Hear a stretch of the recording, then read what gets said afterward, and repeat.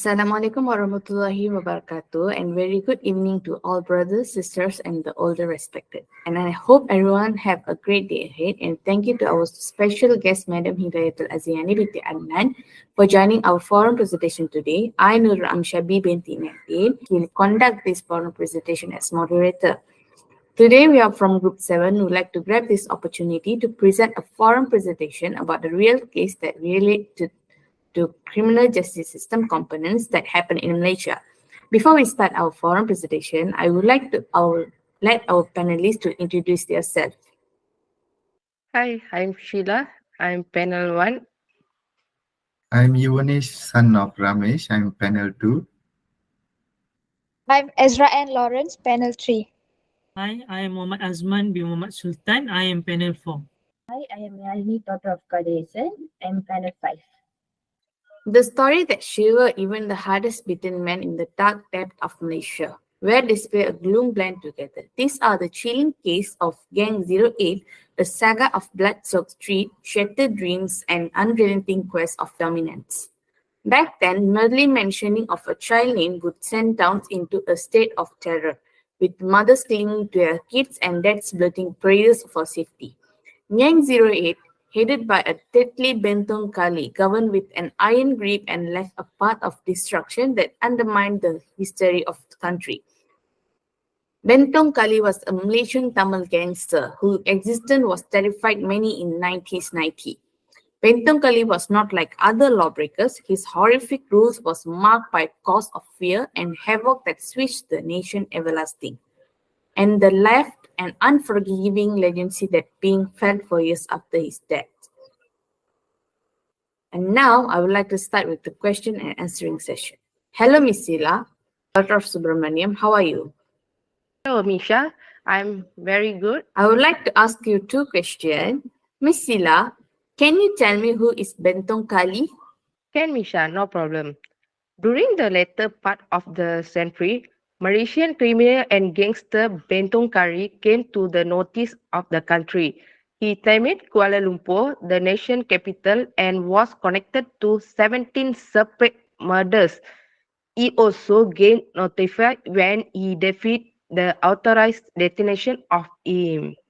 Can you tell me about his personal life in details? Of course, Misha, can, no problem. Bentong Kali is his famous name and his real name is Kalimutu, son of Pakirisamy, or can call P. Kalimutu. He was born to a Malaysian Tamil family in Bentong, Pahang. He was the eighth child out of his 11 siblings. His date of birth is 22 January 1961. He went to school until he dropped out in Form 1. Bentong Kali was said to have a number of tattoos on his body. He had a born to die tattoo on his right hand and a picture of a tiger head on his left hand. On both his thigh, he had a picture of a naked woman tattooed, followed with a snake and eagle character tattoos on his back. Bentong Kali also had a tragical scare on the abdomen. His favorite choice of weapon was his German-made semi-auto pistol. That's it, Misha. Thank you for the glorious answer, Miss Sila. Welcome, Misha. Next, panel 2. Hello, Mr. Yuvanesh, son of Ramesh. Hello, Amisha. Mr. Yuvanesh, can you give me one good side of Bentong Kali case? Yeah, sure. So thank you for giving me this opportunity, Miss Amisha B. One of the potential positive aspects of Bentong Kali case is that the police persistent efforts and special operation, such as OPS Buncit, demonstrated a commitment to ensuring the safety of the public and bringing a notorious criminal to justice. The collaboration between police force from Kuala Lumpur, Pahang, and Selangor, along with the distribution of postal and rewards, reflect a coordinated approach to apprehending a dangerous individual, ultimately emphasizing the importance of the law enforcement in maintaining social order. That's a very good potential positive aspect of Bentong Kali cases. Thank you, Mr. Yuanish. Thank you, Michelle. Panel 3, Miss Ezra and Lawrence, can you briefly explain one bad side of Bentong Kali cases? Sure can, Amisha. So the bad side of Bentong Kali case is which involved the notorious gangster Kali Muthu had numerous negative consequences for Malaysian society.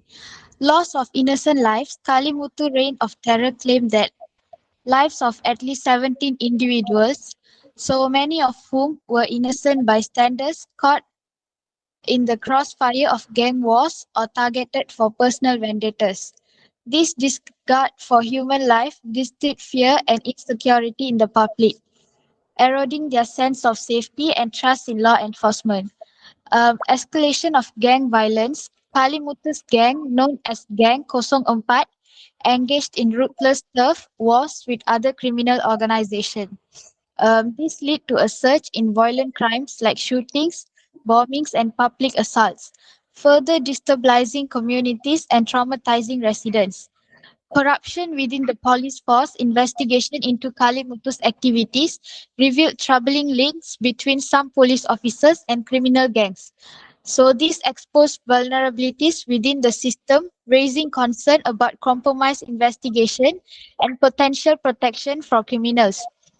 Heroicizing of criminals, a certain segment of the public, particularly young men, became captivated by Kalimutu's image as a daring outlaw. This glorification of violence and disregard for legal consequences posed a challenge for rehabilitation efforts and potential inspired copycat crimes. Traumas and lasting impact, the Bentong Kali case left a deep mark on Malaysian society. Families of victims continue to grapple with loss and grief, while the broader community struggles to come to terms with the brutality and lawlessness that prevailed during that period. It's important to remember that these are just the negative aspect of Bentong Kali case. The full impact on individuals, families, and the nation is complex and reaching. So this case serves as a stark reminder of the devastating consequences of gang violence, drug trafficking, and the erosion of law and order. Wow, I never thought it could be make this much of impact in our Malaysia society. Thank you, Miss Ezra. Welcome, Amisha. Panel 4, Assalamualaikum Mr. Muhammad Azman bin Muhammad Sultan. Waalaikumsalam, Miss Amisabi. Can you tell me what he has done?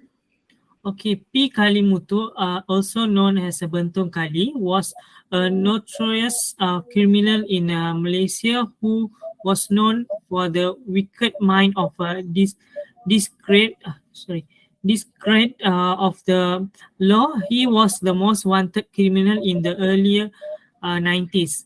Was an outstanding 16 murdered across the country. Kalimutu was suspected of the being involved in other crimes, including injuring policemen. He used the same German-made 9mm six-sword gun in all his shootings, matching bullet casing found in most of the murders. Kalimutu entered the world of the crime at the 14 years old, joining a Chinese secret society called 04 and committing extortions. He was catched and jailed at 19, but released soon after. 4 years later, he continued as a gangland activity by joining other Indian secret society called 08. Kalimutu challenged the law in various cities and was arrested again in 1985 under the emergency ordinance. He was transported to the Kuantan Pahang and was not allowed to come out from the state. In 1991, Kalimutu committed a multiple murder without mercy. Mr. Azman, the offences he has done is under which section?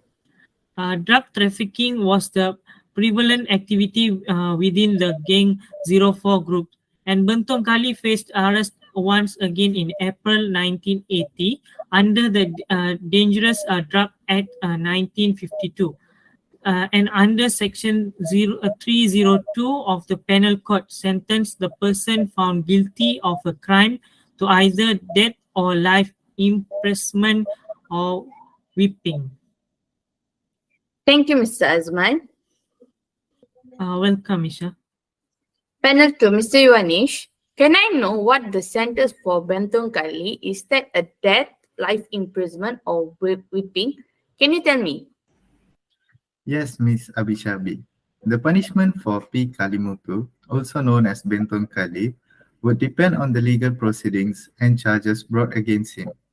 Given his involvement in multiple murders and other criminal activities, he could have faced severe penalties, potentially including a lengthy prison sentence or even the death penalty under Malaysia law. Bentong Kali's criminal history, characterized by a lack of remorse and a disregard for the law, led to a focused police operation called OPS Buncit in 1993. The hunt for him involved extensive efforts with poster and a RM 100,000 reward for information leading to his capture. Ultimately, the police successfully tracked him down to a residence in Medan Damansara, Kuala Lumpur, in June 1993. A confrontation ensued, leading to an exchange of gunfire. In the end, P. Kalimutu, along with two accomplices, was killed by the police, bringing an end to his reign of terror and the era of his brutal crimes. Impressive how the police will successfully track him down. To our last panel, Ms. Yalini, daughter of Kadiresan, can you give me 3 steps to improve the situation based off Bentong Kali case? Hi, Amisha. Thank you for this wonderful opportunity, Amisha. The 3 steps to improve the situation based on the Bentong Kali case is the list of wanted criminals linked to Gang 08 remains extensive, while police continue to carry detailed lists of suspects accurate down to their IC numbers in their possession. It is known that the activities of Gang 08 were not limited to a specific region. They operated in different parts of Malaysia with a particular stronghold in the Klang Valley area, including Kuala Lumpur and its surrounding districts. Their influence extended to other states as well, with reports of their involvement in criminal activities in Penang, Johor, and Perak. The gang criminal operation extended beyond traditional organized crime, as they also engaged in cybercrime activities. They were known to be involved in online scams, credits, and fraud and hacking. This demonstrates their ability to adapt to modern criminal techniques and exploit technological advancement for their own gain. The impact of Gang 08 activities were their far-reaching, instilling fear and description the peace in communities across Malaysia. The brazen acts of violence committed by the gang members sent shockwaves through society, with innocent bystanders often becoming victims of their brutal crimes. The exact number of gang members today is unclear. However, a 2014 report disclosed an estimated total of 4,423. In modern times, some members also openly advocate for the gang, some going so far as to tattoo the number 08 onto their screen. Others express their solidarity with the gangs in subtle ways, such as in the form magic, 8 ball, or spider web tattoos. Many also employ the 8 ball and spider web emojis to their social media bios. The number 8 to their usernames indicate their owns with the gang. Local police also released photos of gang members who were arrested due to sporting their tattoos to alert the public and possibly being about more tip-offs. Here is one example that was published by PDRM in 2019. Notably, the gang is also have a Tamil motto which roughly translates to "Who is on the top?" The eighth group. This saying has been spray painted on the public areas and even written on secondary school desks. Additionally, many members celebrate the unfortunate 8th day on August 8th every year, often stylish 8 and 8. Another unfortunate consequence of the rise of a Gang 08 is the illegal generation of the Indian community and the subsequent increases in hate crimes and regime targeting innocent individuals with the society, particularly Malaysian Tamils. This disturbing trend highlights the damaging effects of stereotyping and the dangers of associating an entire group with the action of a few. Some Malaysian Indians also believe their growing tendency to associate tattoos on individuals of Indian descent with the gang affiliations, especially Gang 08 or other criminal gangs. This association is not only unfair but also unfounded, as the network on their bodies may have no connection whatever to any gang. In fact, tattoos have a rich cultural historical significance in many nations, including India. It is also believed that not all Malaysians who associate themselves with Gang 08 are fully aware of the true extent of which is criminal activities. Some individuals, particularly the youth, may naively join the gang or use its name in pursuit of a power of a sense in protection with fully competent and extension in of the section. However, such involvement can ultimately inevitably lead them to legal trouble and endangerment of their lives. On the other side, the coin, some elite states the handful of members because of joining the group financial gain, while others had done so in moments of desperation, mostly depending on the gang leaders to other members to protect rescue them from certain personal circumstances. The authorities, recognizing the gravity of the situation, have since instated their efforts to combat Gang 08. Special task force was formed consisting to highly trained officers dedicated to tracking down and apprehending the gang members. The police employ various strategies, including intelligence gathering, surveillance, and undercover operation, to discern the organization bring to members justice. Over the years, the police made significant process in description operating of Gang 08. Several key members were arrested and prosecuted, weakening the gang's investigation. However, it is important to note the criminal organization like Gang 08 often have a network associated and loyal followers who continue their activities even in the absence of their leaders. It is also said that some members have unutilized the gang resources and employed other members to perform harmful acts with the personal and vengeful agenda of disclaim as such not being verified by the police nor any other reliable sources. All in all, the fight against Gang 08 and similar criminal group remain an ongoing battle for law enforcement agencies in Malaysia. The authorities continue to work tirelessly to dismantle this group, employing an multi-project approach that includes proactive policing, community engagement, and collaboration with international agencies to combat transnational organized crime. As we reflect on the regime of Bentong Kali and Gang 08, let us not forget the innocent lives tragically taken away. Their story serves as a somber reminder of the devastating impact of organized crime. May their souls find eternal rest, and may the story inspire us to strive for a safer and more just society. That's all, Amisha. Thank you. Extraordinary, Mr. Alini, thank you. Today, almost 30 years and 5 months, which is 11,112 days, the memories of Bentong Kali atrocity remains. The family of the innocent victims still lives in grief. For upcoming generation, in order to steer away from gangsterism, violence, exploitation, and criminal enterprise such as heroin smuggling, one must make a thoughtful decision and maintaining emphasis and constructive avenues. Invaluability, value awareness, learn about a representation of engaging in illegal activity. Recognize the danger and detrimental effect on your life as well as the life of people around you. Maintain a positive model. Seek advice from virtuous role models who can motivate and assist you in making a wise decision, such as mentors, educators, or local authorities. Possess a sound coping strategy. Create a healthy coping mechanism for a stressful situation.